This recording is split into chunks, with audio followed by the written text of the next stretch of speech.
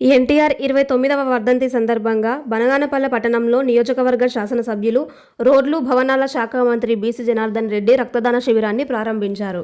ఈ సందర్భంగా తెలుగుదేశం పార్టీ నాయకులు, కార్యకర్తలతో కలిసి ఎన్టీఆర్ విగ్రహానికి పూలమాల వేసి మంత్రి నివాళులు అర్పించారు.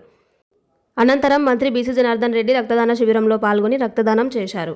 ఈ సందర్భంగా ఆయన మాట్లాడుతూ, తెలుగువారి ఆరాధ్య దైవం, తెలుగుదేశం పార్టీ వ్యవస్థాపకుడు స్వర్గీయ నందమూరి తారక రామారావు 29వ వర్ధంతి సందర్భంగా తెలుగుదేశం పార్టీ కార్యాలయంలో రక్తదాన శిబిరాన్ని ఏర్పాటు చేసి రక్తదానం చేయడం మంచి శుభపరిణామమని అన్నారు.